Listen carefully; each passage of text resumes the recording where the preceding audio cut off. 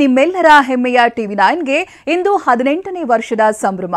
ಕಳೆದ 18 ವರ್ಷಗಳಿಂದ ಜನತೆಗೆ ಪಕ್ಕಾ ಸುದ್ದಿ ಮತ್ತು ಪಕ್ಕಾ ವಿಶ್ಲೇಷಣೆಯನ್ನ ಉಣಬಡಿಸುತ್ತಿರುವ ಟಿವಿ9 ಕರ್ನಾಟಕದ ನಂಬರ್ 1 ನ್ಯೂಸ್ ಚಾನೆಲ್. ಟಿವಿ9 ಉತ್ತಮ ಸಮಾಜಕ್ಕಾಗಿ ಸದಾ ಬದ್ಧ.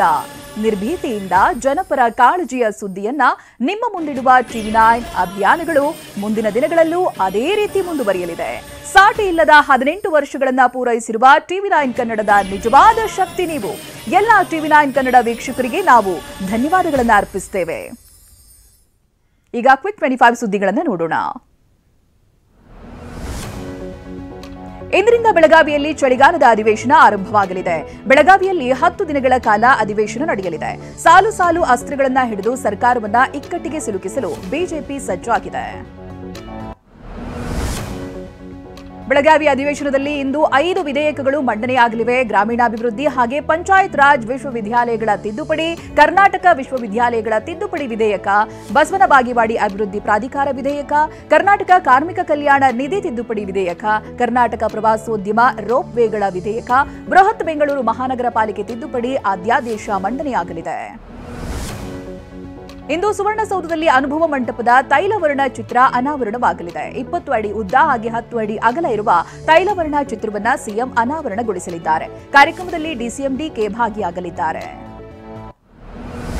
ಮೊದಲ ದಿನವೇ ವಕ್ಫ್ ವಿಚಾರ ಪ್ರಸ್ತಾಪಕ್ಕೆ ಬಿಜೆಪಿ ಮುಂದಾಗಿದೆ. ವಕ್ಫ್ ಚರ್ಚೆಗೆ ಅವಕಾಶ ಕೋರಿ ಬಿಜೆಪಿ ನೋಟಿಸ್ ಕೊಟ್ಟಿದೆ. ನಿಲುವಳಿ ಮಂಡನೆಗೆ ಅವಕಾಶ ಸಿಕ್ಕರೆ ಅಶೋಕ್ ಪ್ರಸ್ತಾಪ ಮಾಡಲಿದ್ದು ಬಳಿಕ ಯತ್ನಾಳ್ ಚರ್ಚೆಯನ್ನ ಮುಂದುವರಿಸುತ್ತಾರೆ. ಉತ್ತರ ಕರ್ನಾಟಕದ ಸಮಸ್ಯೆಗಳ ಚರ್ಚೆಗೆ ಶಾಸಕ ಯತ್ನಾಳ್ ಅವಕಾಶವನ್ನ ಕೋರಿದ್ದಾರೆ. ಅಧಿವೇಶನದ ಪ್ರಾರಂಭಿಕ ಹಂತದಲ್ಲಿಯೇ ಆದ್ಯತೆ ಮೇರೆಗೆ ಅವಕಾಶ ನೀಡುವುದಕ್ಕೆ ಸ್ಪೀಕರ್ಗೆ ಪತ್ರವನ್ನು ಬರೆದಿದ್ದಾರೆ. ಚರ್ಚಿಸಿ ತೀರ್ಮಾನ ಮಾಡಲಾಗುತ್ತೆ ಎನ್ನುವುದಾಗಿ ಸ್ಪೀಕರ್ ಹೇಳಿದ್ದಾರೆ. ಇಂದು ರಾತ್ರಿ ಬಿಜೆಪಿ ಶಾಸಕಾಂಗ ಪಕ್ಷದ ಸಭೆ ನಿಗದಿಪಡಿಸಲಾಗಿದೆ. ಬೆಳಗಾವಿಯ ಖಾಸಗಿ ಹೋಟೆಲ್ನಲ್ಲಿ ಸಭೆ ನಡೆಯಲಿದ್ದು ಸಭೆಯಲ್ಲಿ ರಾಜ್ಯ ಸರ್ಕಾರ ವಿರುದ್ಧದ ಹೋರಾಟದ ಕುರಿತು ಚರ್ಚೆ ನಡೆಸಲಾಗುತ್ತೆ. ಸುವರ್ಣಸೌಧದಲ್ಲಿ 2750 ಕೊಠಡಿಗಳಲ್ಲಿ ಸಚಿವರು, ಶಾಸಕರು, ಅಧಿಕಾರಿಗಳಿಗೆ ವಸತಿ ವ್ಯವಸ್ಥೆಯನ್ನ ಮಾಡಲಾಗಿದೆ. ಬಂದೋಬಸ್ತ್ಗೆ 6000 ಪೊಲೀಸರನ್ನ ನಿಯೋಜನೆ ಮಾಡಲಾಗಿದೆ. ಸೂಕ್ಷ್ಮ ಪ್ರದೇಶಗಳಲ್ಲಿ 450 ಸಿಸಿ ಕ್ಯಾಮೆರಾ ಅಳವಡಿಸಲಾಗಿದೆ. 2A ಮೀಸಲಾತಿಗಾಗಿ ಪಂಚಮಸಾಲಿ ಸಮುದಾಯ ಅಧಿವೇಶನದ ವೇಳೆನೇ ಹೋರಾಟ ನಡೆಸ್ತಾ ಇದೆ. ಆದರೆ ಪಂಚಮಸಾಲಿ ಮೀಸಲಾತಿ ಹೋರಾಟಕ್ಕೆ ಸರ್ಕಾರ ಶಾಕ್ ಕೊಟ್ಟಿದೆ. ಇಂದು ನಾಳೆ ಹೋರಾಟದ ವಾಹನಗಳಿಗೆ ಬೆಳಗಾವಿ ಪ್ರವೇಶ ನಿಷೇಧ ಹೇರಲಾಗಿದೆ. ಜಯಮೃತ್ಯುಂಜಯ ಶ್ರೀಗಳ ನೇತೃತ್ವದಲ್ಲಿ ಪಂಚಮಸಾಲಿ ಮೀಸಲಾತಿ ಹೋರಾಟಕ್ಕೆ ಸಿದ್ಧತೆ ಮಾಡಿಕೊಳ್ಳಲಾಗಿತ್ತು. ನಾಳೆ ಸುವರ್ಣಸೌಧಕ್ಕೆ ಟ್ರಾಕ್ಟರ್ ಮುತ್ತಿಗೆಗೆ ನಿರ್ಧರಿಸಿದ್ರು. ಆದರೆ ಹೋರಾಟಕ್ಕೆ ಬರುವ ಟ್ರಾಕ್ಟರ್, ಕ್ರೂಸರ್ ವಾಹನಗಳಿಗೆ ನಿರ್ಬಂಧ ಹೇರಲಾಗಿದೆ.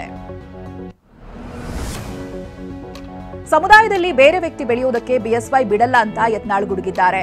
ಜಗದೀಶ್ ಶೆಟ್ಟರ್, ಬಿಬಿ ಶಿವಪ್ಪರನ್ನ ಬೆಳೆಯಲು ಬಿಡಲಿಲ್ಲ, ಹಾಗೆ ಯತ್ನಾಳ್ನ ಮುಗಿಸಬೇಕು ಅಂದುಕೊಂಡಿದ್ದಾರೆ ಎಂದಿದ್ದಾರೆ.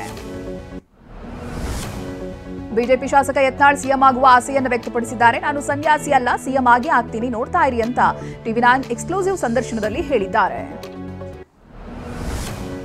ಇಂದು ಕೊಲೆ ಆರೋಪಿ ದರ್ಶನ್ ಜಾಮೀನು ಅರ್ಜಿ ವಿಚಾರಣೆ ನಡೆಯಲಿದೆ. 6 ವಾರಗಳ ಕಾಲ ದರ್ಶನ್ ಪಡೆದಿರುವಂತಹ ಮಧ್ಯಂತರ ಜಾಮೀನು ಡಿಸೆಂಬರ್ 11ನೇ ತಾರೀಕು ಅಂತ್ಯವಾಗುತ್ತೆ.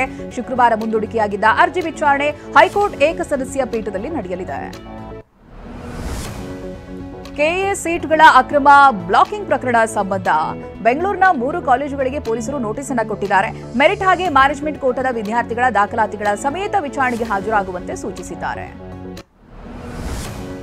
ಕಲಬುರಗಿ ಕೇಂದ್ರ ಕಾರಾಗೃಹದ ಮತ್ತೊಂದು ವಿಡಿಯೋ ವೈರಲ್ ಆಗಿದೆ. ಜೈಲು ಅಧೀಕ್ಷಕಿ, ಮುಖ್ಯ ಅಧೀಕ್ಷಕಿ ಅನಿತಾ ಪರೇಡ್ಗೆ ಬರ್ತಿದ್ದಾಗ ಕೈದಿಗಳೇ ವಿಡಿಯೋ ಚಿತ್ರೀಕರಿಸಿದಂತೆ ದೃಶ್ಯ ಸೆರೆಯಾಗಿದೆ.